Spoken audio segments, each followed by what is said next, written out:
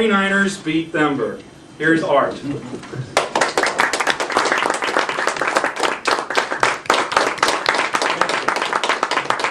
Mr. Toastmaster, fellow Toastmasters, and honored guests. My objective today is to share a life experience with you, how I learned to value Toastmasters. I'll include a brief history of the role it played in my life and reshaped my career at a time when it needed reshaping. The year was 1991, a significant year in my life, a year of change, conflict, and challenge.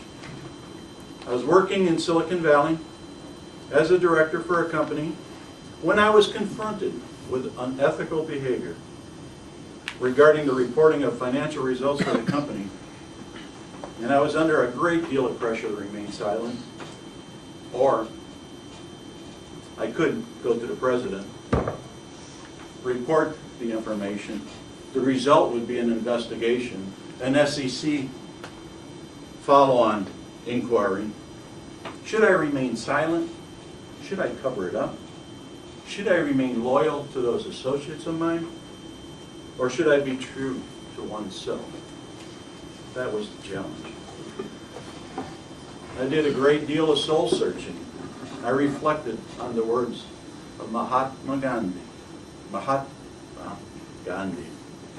A person cannot do right in one department of life while attempting to do wrong in another. Life is an indivisible whole. I remained true to my values and testified before the SEC about the violations. I also learned the thankless life of a whistleblower and soon found myself to be unemployed. While I was considering my options, I concluded that I was not ready to return to a similar position. I was burned out. I needed to go in a new direction, to regain control of my life, to seek a position with greater upside and less pressure. I sought out change.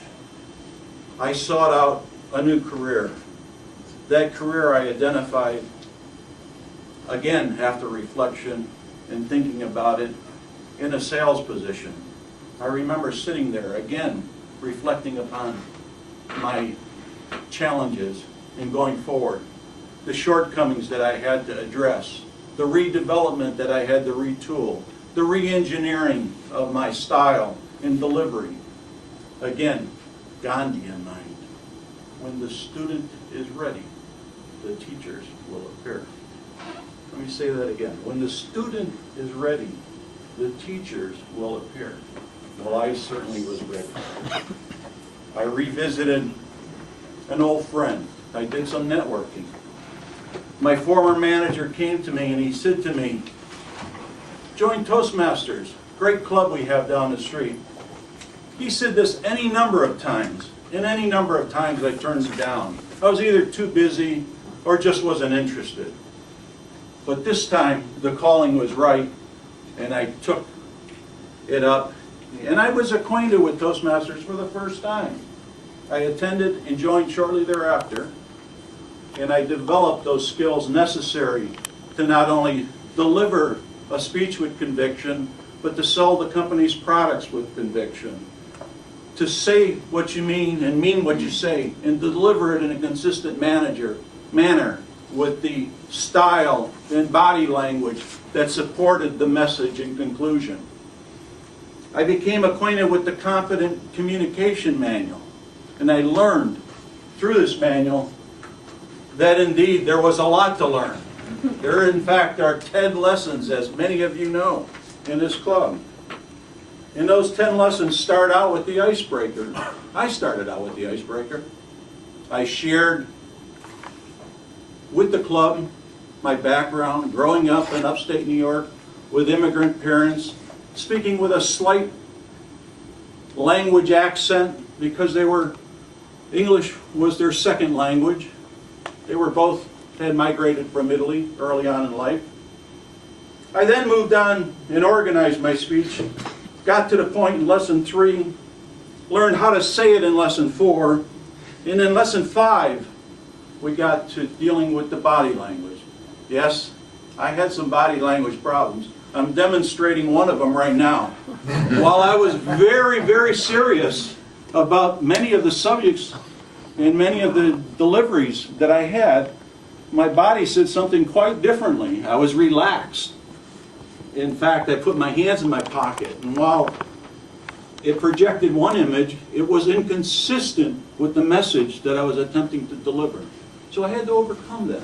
And that was a lesson that I learned during that exercise of Lesson 5. Lesson 6, another favorite story of mine. This was on vocal variety, something that I thought I did until I made the mistake of signing up for a speech course at San Jose State in my senior year. And I can remember that instructor sitting back at the back of the class when I gave that speech. And she said, "Arthur, you do not manipulate your modifiers." And I looked at her and I thought, what the hell is she talking about? But nonetheless, it shattered any confidence I had in trying to deliver a speech to the public thereafter. It was only after learning how a proper evaluation is delivered in Toastmasters, where you provide that constructive feedback and that encouragement and sandwich in some suggestions, that I returned to the appreciation on the evaluation. Clearly, that teacher was not a Toastmaster.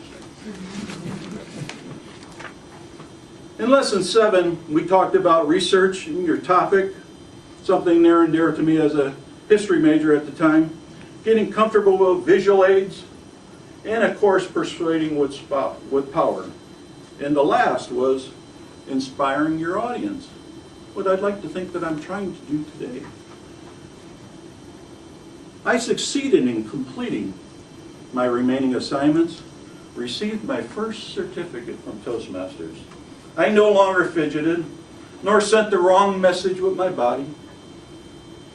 I had learned to have all the butterflies fly in formation. In addition, I learned a great deal about myself. I also learned about how to research topics with interest,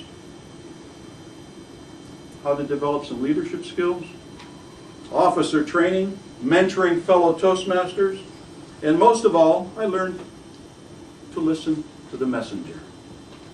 To ensure that my messages were consistent with my objective and aligned with my values, Toastmasters, and a little help from Gandhi, and my TI mentors allowed me to share my stories, my interests, my goals, while reflecting good times and bad.